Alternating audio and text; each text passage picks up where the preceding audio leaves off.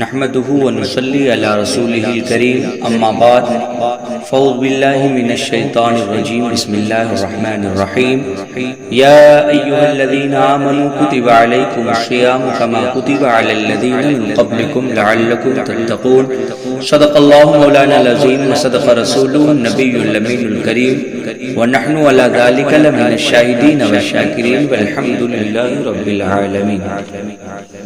حضرات گرامی، خطبے کے بعد میں نے جس آیت کریمہ کی تلاوت کی ہے، اللہ تبارک و تعالی قرآن مجید فرقان حمید پارہ 2 رکوع 7 میں ارشاد فرماتا ہے، یا ایھا الذین آمنوا کتب علیکم الصیام کما کتب علی الذین من قبلکم لعلکم تتقون۔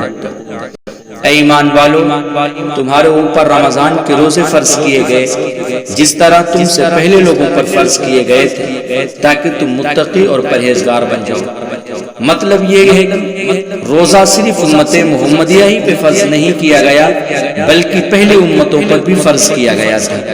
یہ اور بات ہے کہ اس کی صورت ہمارے روزوں سے جداگانہ اور مختلف تھی، جیسا کہ کتابوں میں مذکور ہے کہ حضرت آدم علیہ السلام ہر مہینے کی 13، 14، 15 کو روزہ رکھتے تھے۔ حضرت نوح علیہ السلام ہمیشہ روزہ رکھتے تھے۔ حضرت داؤد علیہ السلام ایک دن روزہ رکھتے اور ایک دن افطار کرتے، اور حضرت عیسیٰ علیہ السلام ایک دن روزہ رکھتے اور 2 دن نہیں رکھتے۔ حضرات اس آیت مبارکہ سے یہ بھی معلوم ہوتا ہے کہ روزے کو خداوند قدوس جل شانہ نے اس لیے فرض کیا ہے کہ مسلمان پرہیزگار بنے اور ان کے اندر تقوی کی صفت پیدا ہو سکے۔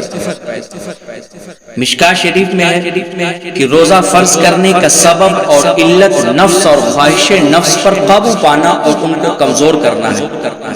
وہ اس طرح کہ اللہ تعالیٰ نے عقل کو پیدا فرمایا اور اسے حکم دیا کہ وہ اس کی بارگاہ میں حاضر ہو کر اپنی بندگی کا اظہار کرے، تو وہ اطاعت گزار کی طرح حاضر خدمت ہو گئی۔ پھر اللہ تعالیٰ نے اسے واپس پلٹنے کا حکم فرمایا تو اس نے حکم کی تکمیل کی۔ تو اللہ تعالیٰ نے اس سے پوچھا، میں کون ہوں، تیری حقیقت کیا ہے؟ تو اس نے بس عجز و نیاز عرض کیا، انت ربی و انا عبدک، کہ میرا رب ہے تو اور میں تیرا عاجز بندہ ہوں۔ تو اللہ تعالیٰ نے اس کے عجز و نیاز کو دیکھ کر فرمایا، اے عقل، میں تجھے اپنے مخلوق سے بلند مرتبے میں فائز فرماتا ہوں اور تجھ سے بڑھ کر میرے نزدیک کوئی زیادہ معزز نہیں۔ پھر اللہ تعالیٰ نے نفس کو پیدا فرمایا اور اسے اپنی طرف بلایا تو اس نے تکبر کی وجہ سے کوئی جواب نہ دیا۔ تو اللہ تعالیٰ نے پرجلال انداز میں فرمایا، من انا و من انت، کہ میں کون ہوں اور تو کون ہے؟ تو اس نے کہا، انا و انت انت، میں ہوں اور تو ہے۔ تو اللہ تعالیٰ نے اس کی نخوت اور تکبر کو ختم کرنے کے لیے 100 سال جہنم کی آگ میں جھوکے رکھے، لیکن اس کی شرکتی میں ذرا کمی نہ ہوئی، کیونکہ جب اللہ تعالیٰ نے اسے جہنم سے نکال کر اس سے وہی سابقہ سوال کیا، من انا و من انت، میں کون ہوں اور تو کون ہے؟ تو اس نے پھر وہی متکبرانہ جواب دیا، انا و انت انت، میں ہوں اور تو ہے۔ پھر اللہ تعالیٰ نے اسے 100 سال بھوکا اور پیاسا رہنے کا حکم دیا۔ اس کے بعد اس سے پوچھا، اب بتاؤ، من انا و من انت، میں کون ہوں اور تو کون ہے؟ تو اس نے حقیقت کا اعتراف کرتے ہوئے عرض کیا، انت ربی وانا عبدک، تو میرا خالق ہے، تو میرا مالک ہے، تو میرا رب ہے اور میں تیرا بندہ ہوں۔ تو اللہ تعالیٰ نے اس کی سرکشی، نخوت اور تکبر کو ختم کرنے کے لیے اس پر روزے رکھنا فرض کر دیا۔ 30 روزہ فرض کرنے کی حکمت کیا ہے؟ بہجت الانوار میں ذکر کیا گیا ہے کہ 30 روزے فرض کرنے کی حکمت یہ بیان کی گئی ہے کہ جب اللہ تعالیٰ نے آدم علیہ السلام کو پیدا فرمایا اور آپ کو جنت میں رہائش پذیر ہونے کا حکم دیا اور آپ کی آزمائش کے لیے جنت کے کسی ایک درخت سے کھانے سے منع کیا، سالہ سال گزر گئے، آدم علیہ السلام اس حکم کی سختی سے پابندی کرتے رہے، یہاں تک کہ آپ بھول گئے۔ جیسے اللہ تعالیٰ نے ارشاد فرمایا، فنسی ولم نجد لہ عزما، کہ آدم علیہ السلام بھول گئے اور ہم نے اس فعل پر عمل پیرا ہونے کا ان کا عزم و ارادہ نہیں پایا، اور اس لغزش پر آپ عرصے دراز تک تقاضا جاری کرتے رہے اور معافی مانگتے رہے، یہاں تک کہ اللہ تعالیٰ نے کرم فرماتے ہوئے توبہ قبول فرما لی، چونکہ اس پھل کا اثر 30 دن حضرت آدم علیہ السلام کے بطن مبارک میں رہا، اس لیے اللہ تعالیٰ نے آدم علیہ السلام پر فرض کر دیا کہ 30 ایام روزے رکھنے ہیں، اور آدم علیہ السلام کو یہ حکم رات اور دن روزہ رکھنے کا تھا، لیکن حضور اکرم محمد مصطفیٰ صلی اللہ علیہ وسلم کی امت پر کرم فرماتے ہوئے صرف دن کو روزہ رکھنے کا حکم دیا، اور اس امت پر اللہ تعالیٰ کا یہ خصوصی کرم ہے، کیونکہ لذت حاصل کرنے کے 4 ہی ذرائع ہیں، جن میں 2 کا تعلق دن کے ساتھ ہے اور 2 کا رات کے ساتھ، یعنی عموماً کھانا پینا دن کو ہوتا ہے اور جمع اور نیند رات کو، اس لیے اللہ تعالیٰ نے آدم علیہ السلام کو رات دن روزہ رکھنے کا حکم دیا۔ روزہ ہر مسلمان مرد عورت عاقل و بالغ پر فرض ہے۔ نماز معراج کی شب میں فرض ہوئی اور روزہ 10 شوال محرم سن 2 ہجری کو فرض ہوئی۔ روزے کے لیے رمضان کا مہینہ منتخب ہوا۔ دیکھیے نا، اسلام میں اکثر اعمال کے پیچھے کسی نہ کسی نیک بندے کی یاد موجود و مقصود ہے، جیسے عرفات کے میدان میں حج کا فریضہ حضرت آدم علیہ السلام اور حضرت حوا رضی اللہ تعالی عنہ کی یادگار ہے، قربانی کا نیک عمل حضرت ابراہیم و اسماعیل کی سنت ہے، صفا مروہ کی سعی حضرت سیدہ ہاجرہ رضی اللہ تعالی عنہ کا دونوں پہاڑوں کے درمیان دوڑنے کی یاد کو باقی رکھتا ہے۔ اسی طرح ہمارے رسول نبی کریم صلی اللہ علیہ وسلم رمضان شریف کے مہینے میں کچھ دن کھانے پینے سے پرہیز کرتے تھے، یعنی ہمارے حضور سراپا نور مصطفیٰ کریم صلی اللہ علیہ وسلم نے رمضان شریف میں بھوکے اور پیاسے رہنا پسند فرمایا، تو اللہ تعالیٰ نے بھی روزے کے لیے ماہ رمضان شریف کو پسند فرما لیا اور پورے رمضان شریف کے روزے ایمان والوں پر فرض کر دیے، تاکہ میرے حبیب کونین کے طبیب مصطفیٰ جان رحمت صلی اللہ علیہ وسلم کی یادگار باقی رہے اور میرے محبوب مصطفیٰ کریم صلی اللہ علیہ وسلم کی سنت قائم رہے۔ آئیے روزے کا لغوی اور شرعی معنی میں آپ کو بتاؤں۔ الصیام مفرد صوم، اس کا معنی الامساک، روکنا ہے۔ تو مطلب یہ ہوا کہ انسان اپنے آپ کو ہر اس چیز سے روکے رکھے جس کی طرف نفس کشش محسوس کرے، اور شریعت میں اس کا معنی یہ ہے کہ انسان عبادت کی نیت سے صبح صادق سے لے کر غروب شام تک کھانے پینے اور عمل زوجیت سے رکا رہے، اور اس سخت ریاضت کا مقصد اعلیٰ ہے کہ انسان متقی اور پرہیزگار بن جاتا ہے۔ روزہ رکھنے کا صرف یہ مطلب نہیں کہ انسان ان مذکورہ بالا تینوں چیزوں سے ہی پرہیز کرتا رہے، بلکہ اس کا مطلب یہ ہے وہ تمام اخلاق رذیلہ، اعمال سیئہ اور صفات قبیحہ سے مکمل طور پر دستکش ہو جائے، ہاتھ کو کھینچ لے۔ انسان پیاس سے تڑپ رہا ہو، بھوک سے بیتاب ہو، کوئی دیکھ بھی نہیں رہا ہے، ٹھنڈے پانی کا بوتل سامنے موجود ہے، لذیذ کھانا پاس رکھا ہوا ہے، لیکن وہ ہاتھ بڑھا کر اسے اٹھا کر کھانا تو کچھ آنکھ اٹھا کر دیکھنا بھی گوارا نہیں کرتا۔ اس کی وجہ صرف یہ ہے کہ روزے کی حالت میں کھانے اور پینے سے اللہ تعالی نے منع فرما دیا ہے، اور اس کا یہ یقین ہے کہ اس کا رب اسے دیکھ رہا ہے۔ اب جب حلال چیزیں وہ اپنے رب کے حکم سے ترک کر رہا ہے، تو وہ چیزیں جن کو اس کے رب نے ہمیشہ کے لیے حرام قرار دیا ہے، مثلا چوری، رشوت، بددیانتی وغیرہ، ان کا وہ ارتکاب کیسے کر سکتا ہے؟ ہرگز نہیں، چونکہ روزہ خواہشات نفسانی کو توڑنے کا باعث ہوتا ہے اور ہر قسم کے گناہوں سے روکتا ہے۔ اس لیے حضور صلی اللہ علیہ وسلم نے فرمایا، اے نوجوانوں کی گروہ، جو تم میں سے شادی کر سکتا ہے اسے شادی کر لینی چاہیے، کیونکہ یہ نگاہوں کو زیادہ جھکانے کا باعث ہوتی ہے اور شرمگاہ کی حفاظت کا سبب ہوتی ہے، اور جو شادی نہیں کر سکتا وہ روزہ رکھے، کیونکہ یہ خواہش نفسانی کو ختم کر دیتا ہے۔ حضرات گرامی، احادیث طیبہ میں رمضان المبارک کے روزے کے سلسلے میں بہت ساری فضیلتیں وارد ہیں۔ آج کی اس نشست میں ان احادیث کریمہ سے کچھ بطور اختصار میں آپ کی مبارک خدمات میں پیش کرنے کی سعادت حاصل کر رہا ہوں۔ آپ حضرات نہایت اطمینان و سکون کے ساتھ سماعت فرمائیں۔ حضور تاجدار مدینہ صلی اللہ علیہ وسلم نے ارشاد فرمایا کہ ماہ رمضان کی فضیلت دوسرے مہینوں پر اس طرح ہے جس طرح خدا کی بزرگی تمام مخلوق پر۔ میرے نبی نے فرمایا جب رمضان المبارک کا مہینہ تشریف لاتا ہے تو آسمان کے دروازے کھول دیے جاتے ہیں، جہنم کے دروازے بند کر دیے جاتے ہیں اور شیاطین زنجیروں میں جکڑ دیے جاتے ہیں۔ میرے نبی نے فرمایا اگر کوئی شخص ابتدائے پیدائش سے دم آخر تک مسلسل روزہ رکھتا رہے تب بھی فضیلت و بزرگی کے اعتبار سے وہ رمضان شریف کے ایک روزے کے برابر نہیں ہو سکتا۔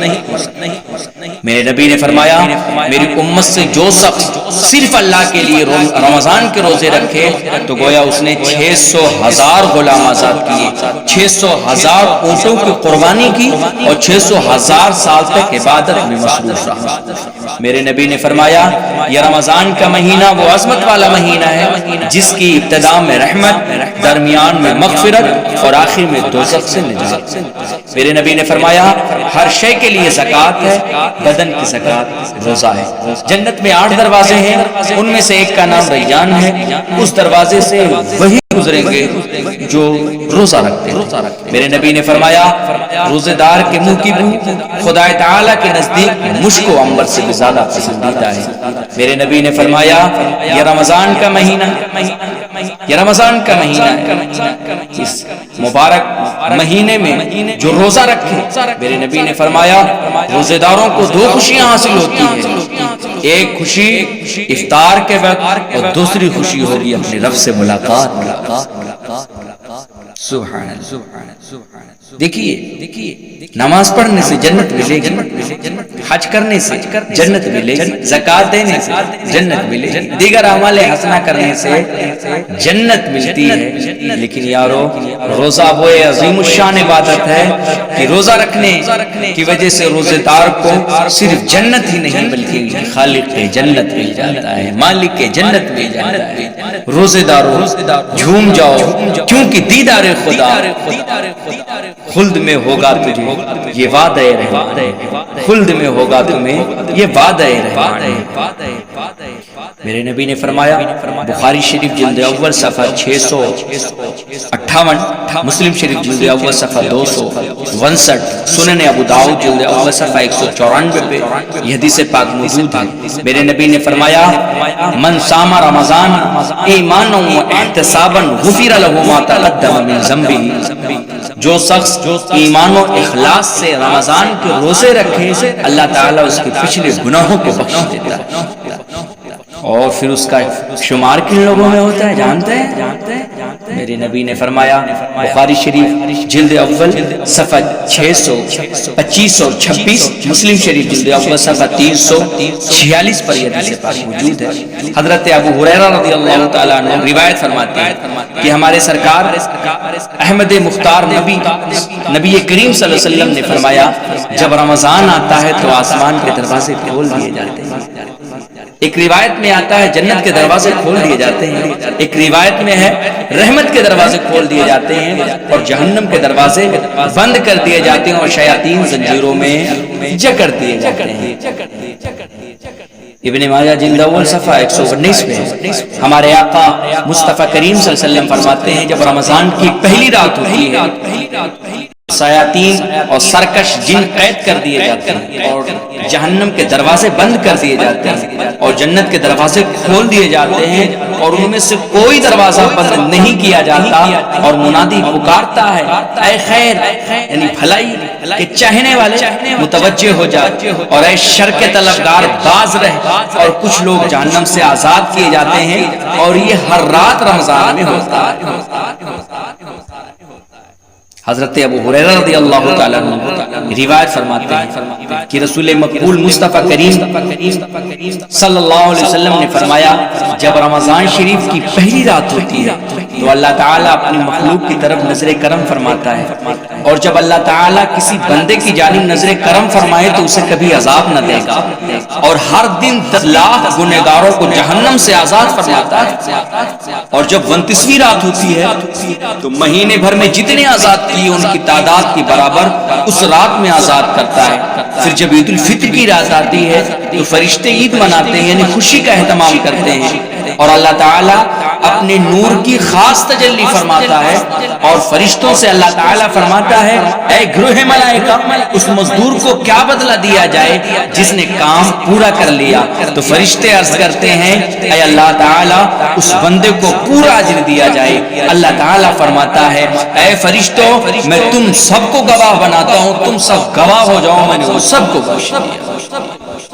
آئیے ایک حدیث پاک اور سنتے چلے۔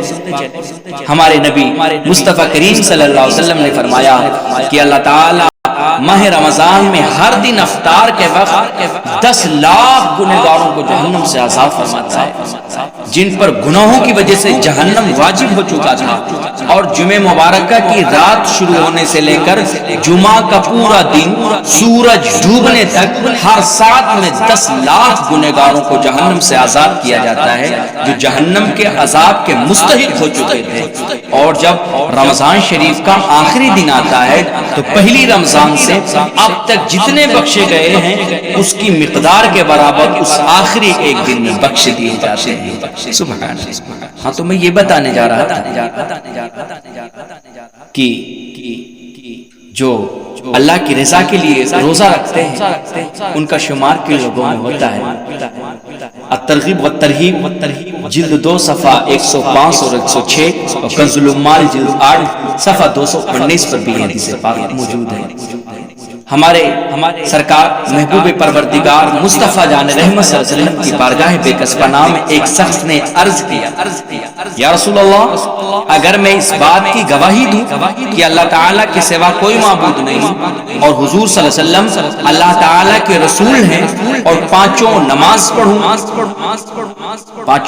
نمازیں پڑھوں، زکوٰۃ ادا کروں، رمضان شریف کے روزے رکھوں اور اس کی راتوں میں قیام کروں یعنی نماز تراویح پڑھوں تو میں کن لوگوں میں شمار ہوگا؟ میں کن لوگوں میں ہوں گا؟ تو آقا کریم صلی اللہ علیہ وسلم نے فرمایا تم صدیقین اور شہداء میں سے ہو جاؤ گے۔ اگر تم ایسا کرو گے تو تمہارا شمار صدیقین اور شہداء میں ہوگا۔ سبحان اللہ۔ مسند امام احمد بن حنبل جلد 2 صفحہ 586 میں قیامت میں رمضان اور قرآن روزے دار کی شفاعت کریں گے۔ رمضان قرآن روزے دار کی شفاعت کریں گے۔ رمضان اللہ کی بارگاہ میں کہے گا یا اللہ میں نے اسے دن میں کھانے پینے سے روکے رکھا تھا۔ قرآن عرض کرے گا یا رب تعالی میں اسے رات میں تلاوت قرآن یعنی نماز تراویح کے ذریعے سونے سے روکے رکھا تھا۔ اللہ تعالی رمضان اور قرآن کی شفاعت قبول کرے گا اور روزے دار کو بخش کر جنت عطا فرمائے گا۔ تفسیر نعیمی میں رمضان میں نفل کا ثواب فرض کے برابر اور ایک فرض کا ثواب 70 فرض کے برابر ہوتا ہے، اور جو شخص رمضان شریف میں مر جائے تو اسے قبر میں سوال و جواب نہ ہو۔ روح البیان شریف میں ہے رمضان شریف کے کھانے پینے کا کوئی حساب نہ ہو۔